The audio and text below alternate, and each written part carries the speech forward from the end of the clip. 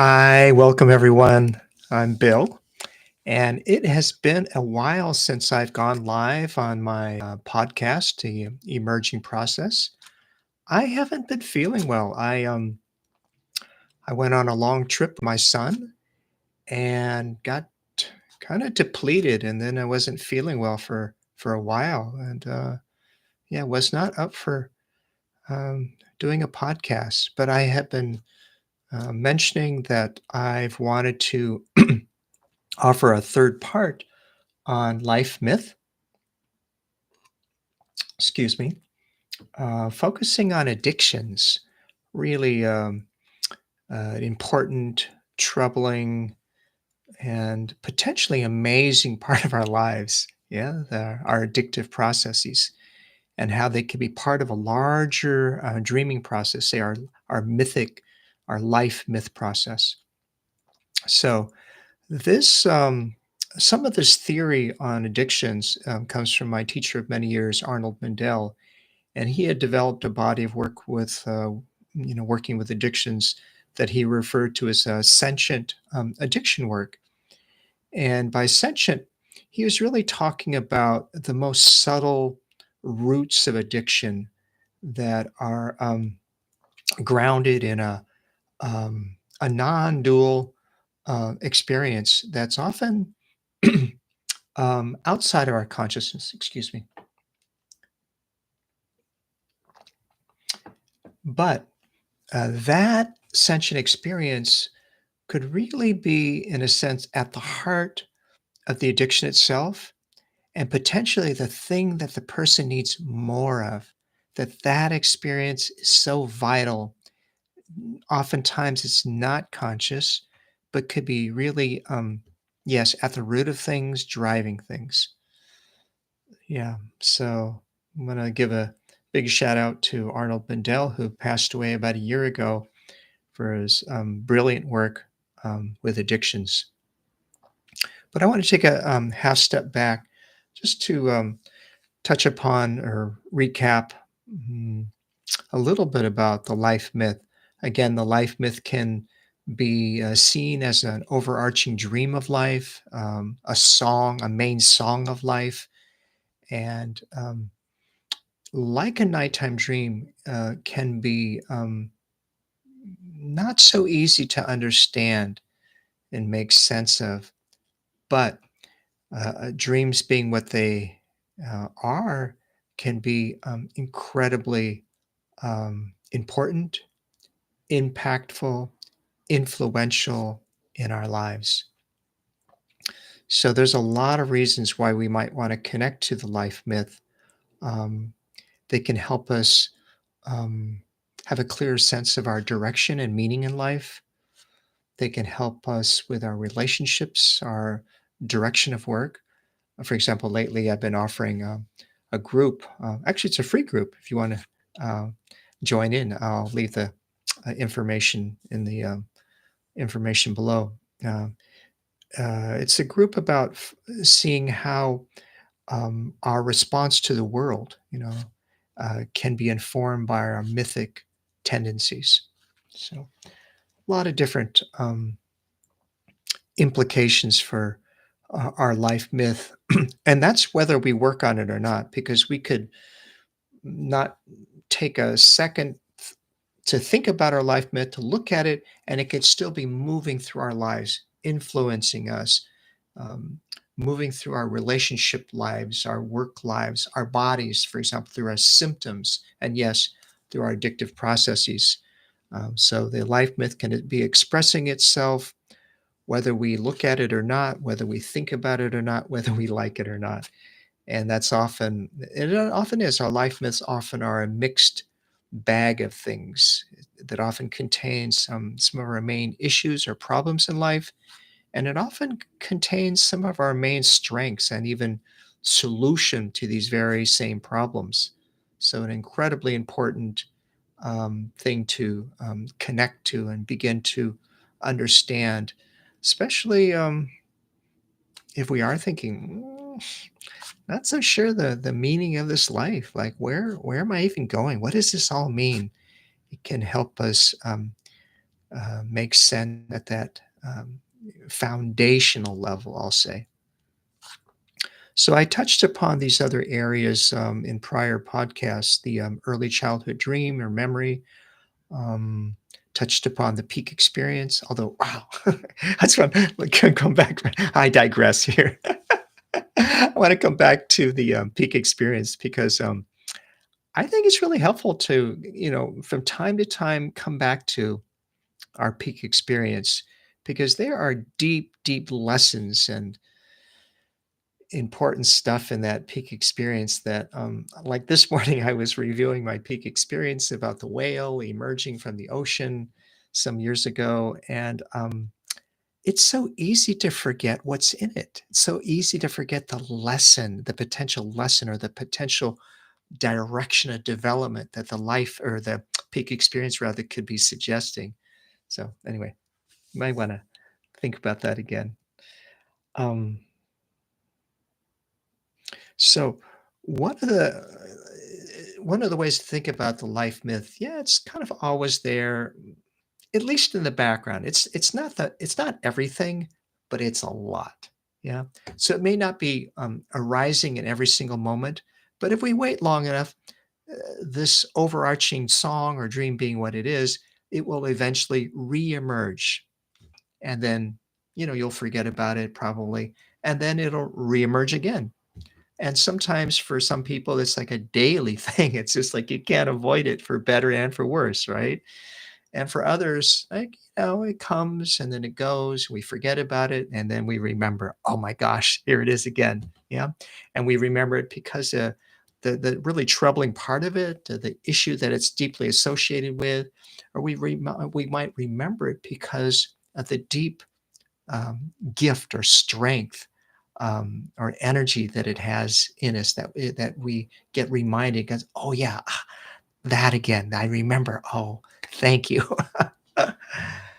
But amongst the different avenues or dream doorways where the life myth expresses and shows itself is the avenue of our addictive processes. And addictions, as Mindell pointed out, actually, he was referencing in the World Health Organization, I believe, is a food or drink or substance behavior, actually, and that could be like a mental behavior that we need more and more of to have the same effect, and it can harm health or relationships or both. And an addictive tendency is all of that, but not yet at the point of harm. And with all those things considered, if we really look closely enough, Mindell and I would also agree. Mindell suggests that all of us have one or the other addictive tendency or outright addiction. And of course, a serious addiction can be life threatening, can really mess up our relationships. It can get us fired from work. It can cause us all kinds of health problems, etc. It can be really, really problematic, of course, even dangerous. And what Mindell was showing is that at the roots of addiction, at the sentient level, there's something that's oftentimes not apparent with our surface level behavior. Yeah. It's usually not apparent, I'll say. And so one way that I've been working with this model of the sentient addiction work for some years now. And the way I like to ask it is this: if the addiction really worked, what would be the experience? What would be the state of mind? What would be the feeling that we might have? And I have to think about that because, yeah, if the addiction really worked, because they really don't, right? Addictions being what they don't really work, but they're a promise and they're a compelling promise that is strong enough that we are compelled, we are addicted to it, right? So that promise is something that at some usually kind of an unconscious level we value actually more than relationships or health or both. Yeah, it's that important. So starting to identify, hmm, what's at the base of this? Like, if this thing really worked, let's say an addiction to chocolate or to work or to alcohol, for example. If it really worked, what would be the thing?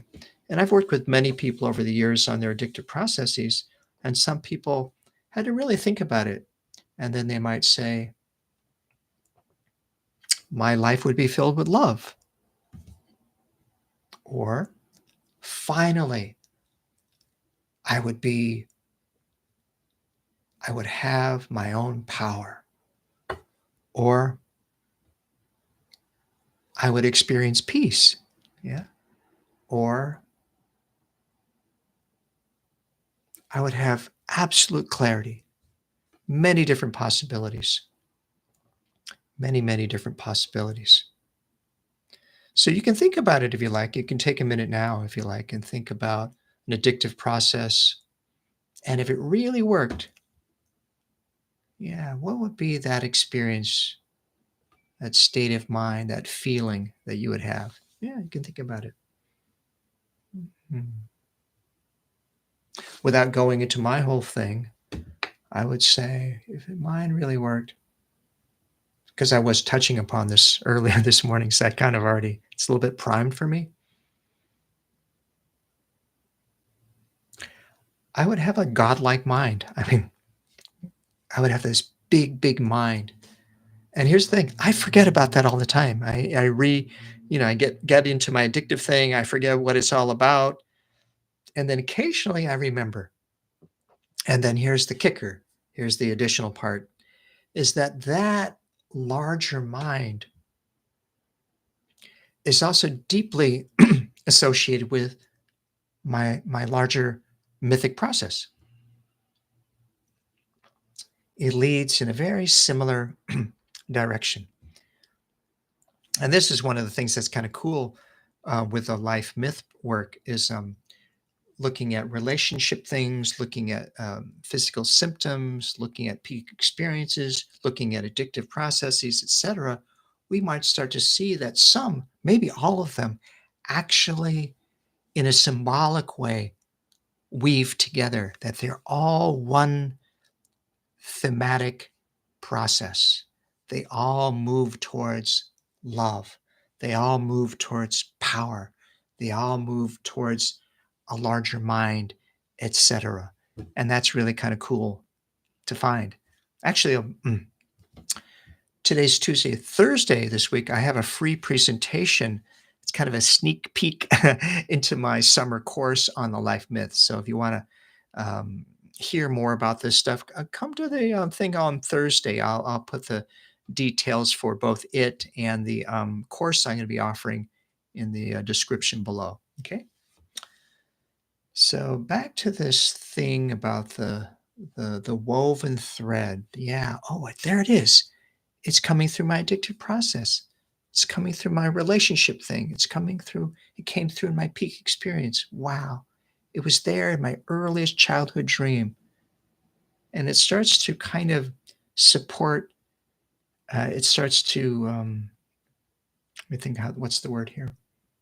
Start to show basically that this mythic process kind of infuses our life in all these different areas of life. It makes itself known. Wow, what a thing. Let me take a moment here. I'm going to come back to the topic of addictions. So, yeah, the idea being, yeah, that one, most all of us have an addiction or an addictive tendency. May take a little bit to see, actually, I haven't thought of it that way, but it is. It's a little bit addictive. And then to consider what's at the root of it. And again, question could be if this addictive process really worked, what would I experience? What would be the feeling or mind state that would arise for me? And that might be helpful to consider then that that experience is something that you might want to play with to see, can you access that experience, that feeling, that mind state, with the addictive process or the food or the drink or the behavior or the mental thing that you do somewhat addictively. But importantly, can you begin to integrate that experience, feeling, mind state without it? because that starts to promise a true recovery from addiction. Let's say you're interested in recovery from this addictive process, but without that integration of that experience, in my mind, there's a saying in addiction work, 12-step word, like white knuckling. Yes, you've stopped the addiction for now, but you're doing it like this. It's like, oh. And arguably, if you're including, if you're integrating, if you're having that feeling or mind state or experience without the substance, without the behavior, etc., that may be a true sustainable recovery. Let's see if I have anything else to say here for the moment. Oh, I brought up my whiteboard because I was thinking, well, I should show a couple of addiction examples.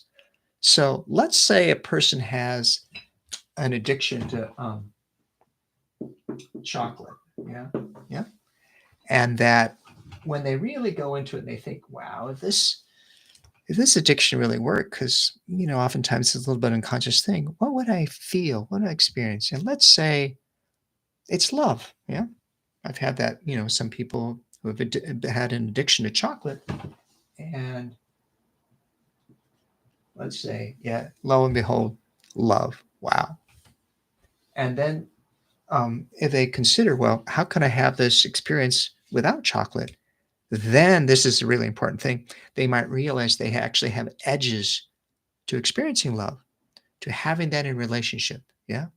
And so that's where working with those edges, starting to be able to experience love, uh, express love in relationship with others could be a huge area of growth and make their, say, recovery from this addiction much more sustainable because they're actually starting to get to the heart of the thing. Yeah, the essence of the thing at the sentient root of this addictive process. Now, this could be interesting because we touched upon, of course, in the prior podcasts, peak experience.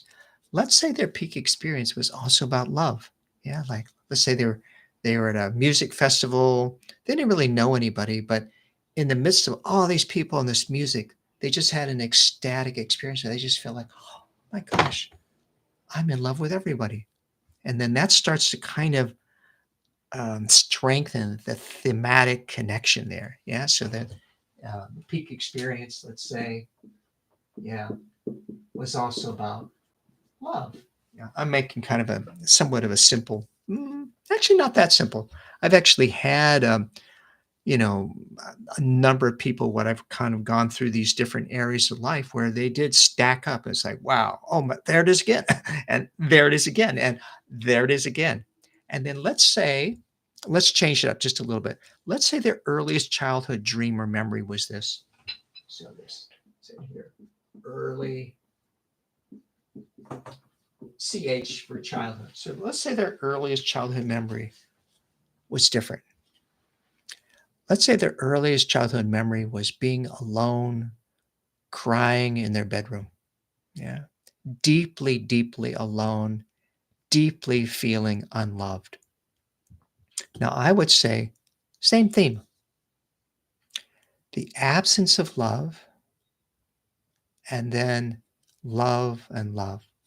Yeah, in a way, it still makes sense. I mean, it could be the other one too. Let's say their earliest childhood dream or memory was about really being loved. Yeah, still stacks up. But to me, even if it's an early childhood experience where there was a really strong absence of love, in my mind, same thing. Because one thing to think about when there's a strong absence, let's say there's a strong absence of protection, there's a strong absence of love, etc. You might consider it as a missing role, and in that way, somehow naturally a part of that situation. So, in the early childhood memory of being deeply alone, crying without love, I would say that in that early memory, which can be considered like an early dream, that love is a essential part of that experience, almost through its strong absence. Yeah, sit with that for a moment. Hmm. and then to begin to connect the theme. Oh, yeah, that early experience of being overpowered, dominated, abused, etc. And then having a peak experience where one felt like, wow, really in command. And then let's say an addictive process that was also about power. You could say that power was the theme that was running through all of those experiences. Yeah. And when we can find that theme, sometimes it helps kind of clarify. You know those. I'm going to erase this.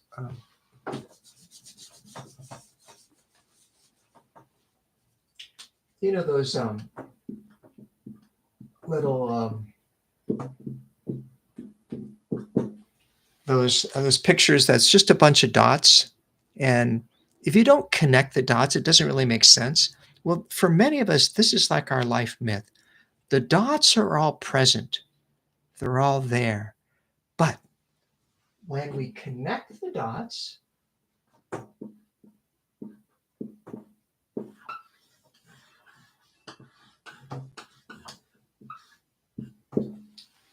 we see that little kitty cat.